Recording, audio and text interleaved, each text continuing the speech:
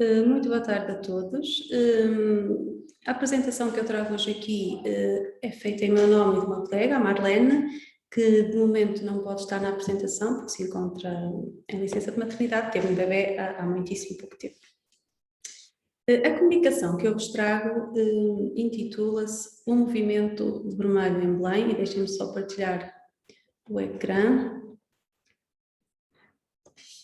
Chama-se o Movimento Vermelho em Belém, na luta contra o machismo e a misoginia, uma comparação entre a imprensa e o Instagram. No fundo, nós vamos analisar um movimento que nasceu nas redes sociais e ver de que forma é que se tornou uma luta contra estes dois problemas, entre aspas, o machismo e a misoginia. O contexto de toda esta problemática aconteceu em janeiro de 2021, quando, a 14 de janeiro, um dos candidatos às eleições presidenciais de Portugal, André Ventura, referiu a propósito de uma outra candidata, Marisa Matias, o seguinte: não está muito bem em termos de imagem e performance, assim com os lábios muito vermelhos, como se fosse uma coisa de brincar. Portanto, o candidato André Ventura achou por bem fazer uma piada por causa de um aspecto físico da sua oponente. Esta declaração teve um duplo impacto. Por um lado, originou uma onda de solidariedade para com a visada, tendo homens e mulheres de todos os quadrantes políticos, sociais, de todos os credos e de todas as idades, pintado os lábios de vermelho e partilhado a imagem nas redes sociais. Por outro lado, intensificou as publicações e comentários machistas e também misóginos, não só contra Marisa Matias, mas também contra a outra candidata mulher, Ana Gomes. A declaração fez nascer nos dias que se seguiram um movimento que se apelidou de Vermelho em Belém e que surgiu como forma de protesto contra aquilo que foi considerado um ato de machismo e de misoginia. Muitos foram os utilizadores das redes sociais, anónimos ou não, que fizeram com que o hashtag Vermelho em Belém, nas suas mais diferentes nomenclaturas, se tornasse um dos assuntos mais comentados nos meios de comunicação em geral e nas redes sociais, nomeadamente no Instagram, que é a rede social que nós focamos neste trabalho. Temos aqui alguns exemplos de figuras públicas e figuras anónimas que postaram fotografias suas com os lábios pintados de vermelho. De uma forma geral, este episódio permitiu perceber alguns aspectos. O documentário originou uma onda de solidariedade com a visada, mas também intensificou comentários machistas e misóginos, como já referi. As características dos 5 homens candidatos passaram ao lado de grande parte dos eleitores.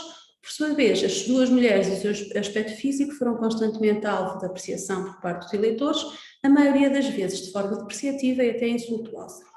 As candidatas são desrespeitadas por causa do seu sexo biológico, aquele com que nasceram, mas também por causa do género feminino que representam na sociedade.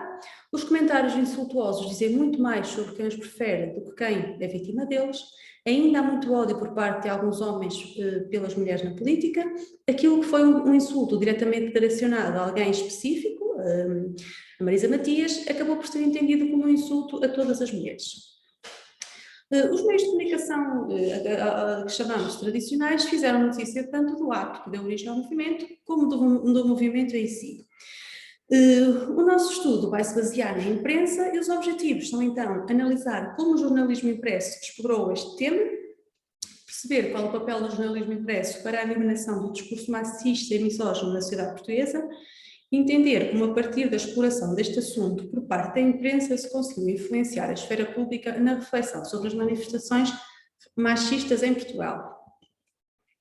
Por outro lado, procuraremos também perceber ou analisar como o tema foi explorado no Instagram e qual o papel que os seus utilizadores tiveram na propagação ou na condenação do discurso machista na sociedade portuguesa, e procuraremos também averiguar como, a partir da exploração deste assunto, se conseguiu influenciar a esfera pública na reflexão sobre as manifestações machistas em Portugal e, consequentemente, na procura de uma sociedade mais inclusiva e equitativa. Ao analisar estas 2 vertentes, imprensa e Instagram, vamos também conseguir fazer uma comparação entre ambos os meios. No que diz respeito à imprensa, nós escolhemos 2 jornais portugueses, o Público e o Jornal de Notícias, que são ambos jornais diários, com produto de referência no que diz respeito à imprensa escrita portuguesa, e que para nós teve como motivo a escolha destes 2 o facto de um ser mais sensacionalista, o Jornal de Notícias, e o outro ser considerado menos sensacionalista, que é o público. A metodologia escolhida é a metodologia quantitativa, analisou-se o conteúdo da imprensa nacional, uma aplicação mais sensacionalista e outra menos, como já referi, desde o dia seguinte ao da declaração, 15 de janeiro, até ao dia das eleições, 24, nomeadamente quando o assunto da notícia, da reportagem, da entrevista, inclui esta referência ao batom vermelho. Assim sendo, tivemos 20 exemplares, uma vez que eram 10 dias, e sendo que a publicação é diária, 10 exemplares de cada uma das publicações. Só uma nota relativamente às tiragens, no que diz respeito ao segundo trimestre de 2021, o público tinha 11.824 números, enquanto o Jornal de Notícias apresentava 23.972, substancialmente mais. Então, nestes 10 dias de análise e nas 20 edições pesquisadas, encontramos 11 artigos com referências ao ocorrido ou à reação ao mesmo. Destes 11, 4 saíram no público, portanto, a publicação menos sensacionalista, e 7 no Jornal de Notícias. Relativamente ao tipo de texto jornalístico, as peças dividiram-se entre notícia, reportagem, crónica e cartas ao diretor. Relativamente ao número de peças, ele distribuiu-se desta forma. Portanto, no dia 15 de 1, no dia a seguir, não houve publicação em nenhum dos jornais. No dia 16 tivemos 2 no público, 4 no Jornal de Notícias, depois tivemos ali uma dia 18 no JN, digamos que depois foi um bocadinho aleatório, portanto, até ao dia das eleições, no dia anterior não se falou sequer no assunto, dando o total já referido de 4 no público e 7 no Jornal de Notícias. No que diz respeito ao género das peças, as que foram encontradas no público, 2 eram cartas ao diretor, uma crónica e uma reportagem. No Jornal de Notícias tínhamos 2 notícias longas, 2 notícias curtas, depois mais uma notícia curta, mais uma notícia longa e uma reportagem. De uma forma mais visual, distribui-se assim no que diz respeito ao género jornalístico. Claramente a notícia é o género que se destaca. No que diz respeito ao título das peças, nas 2 cartas ao jornal, uma delas intitulava-se Presidenciais, a outra O Avô do André, e esta questão do avô do André tem a ver com o facto de, naquela sentença que preferiu, também se ter referido a outros candidatos com outras opiniões muito pessoais acerca dos mesmos. Uma delas tinha a ver com o facto de um candidato ser mais um avô que qualquer outra coisa. Um outro título era do batom vermelho às linhas vermelhas. Depois temos, por exemplo, a hashtag do batom gerou mais de 19.000 tweets, insultos, pedras, manifestações e um esqueleto à solta, e um esqueleto em eleições com a vida à solta. Portanto, não há alguns temas, há alguns títulos que nem se aproximam muito do tema, mas por qualquer motivo depois o vão focar. Lábios vermelhos, sensualidade e um ataque pouco informado. Portanto, temos aqui títulos que referem então o tema. Pronto, depois, relativamente ao assunto de cada uma das publicações, nas 2 cartas ao leitor, em ambas há críticas ao insulto preferido por André Ventura. Na crítica, no texto, na crónica, é uma crítica do João Miguel Tavares às políticas do Chega e até onde é que vão as linhas vermelhas deste partido. Portanto, o Chega é o partido que apoia o candidato André Ventura. Na reportagem, os altos e baixos no final de uma campanha reflete sobre a campanha em si, e depois fala-se no facto de Marisa querer o vermelho em Belém, uma referência ao episódio. Depois temos uma notícia em que o presidente Marcelo, o atual presidente, e que na altura também já era presidente, fala sobre os ataques pessoais e os condena. Temos depois uma outra notícia, o Tiago Maia, que também rejeita o baixo nível, a que muitas vezes se recorre. Uma outra notícia que fala do apoio que Marisa Matias recebeu, e depois uma referência ao ataque sofrido por Marisa Matias como mote para uma viagem pela história do uso do batom vermelho. Tem várias diferenças.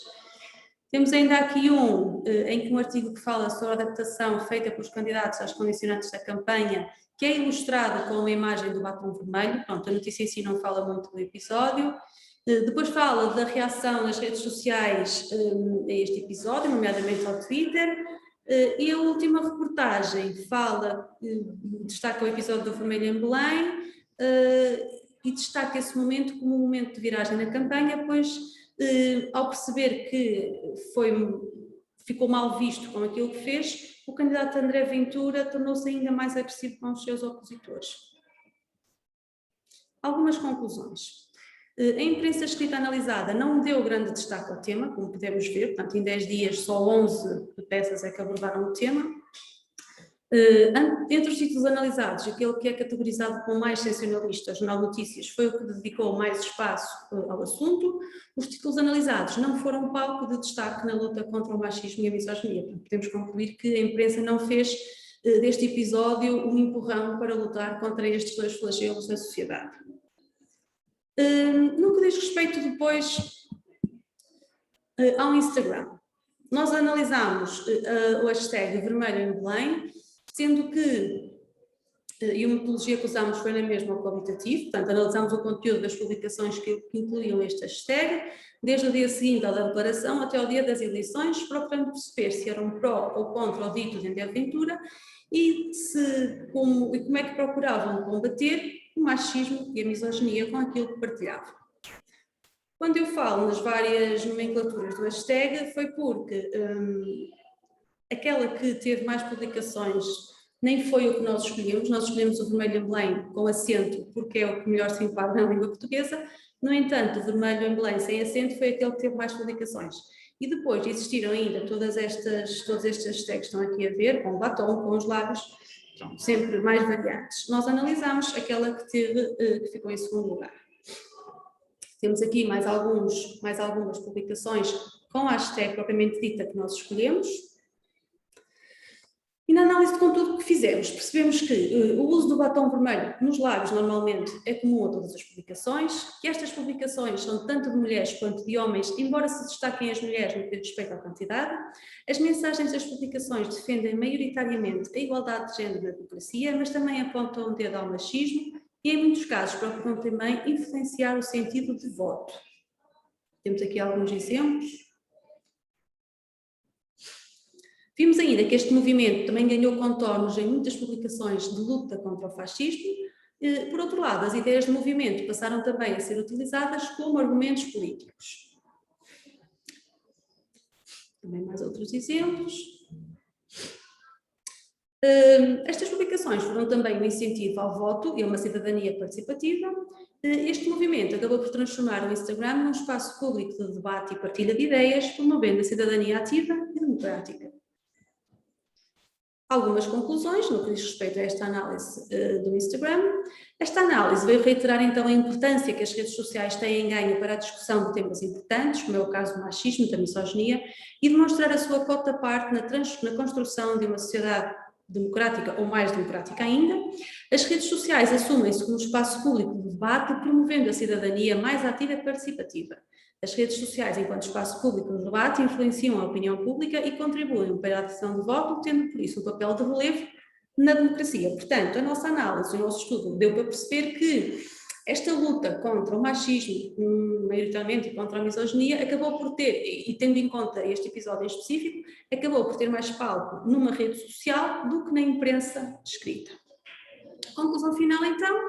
Por comparação com as redes sociais, pode afirmar-se que a imprensa escrita não colaborou de forma intensa na proliferação do tema batom vermelho, ao invés desta rede social que, como viram, o fez. Muito obrigada pela vossa atenção, espero que tenha ficado tudo direitinho no que diz respeito às tecnologias. Vemo-nos por aí.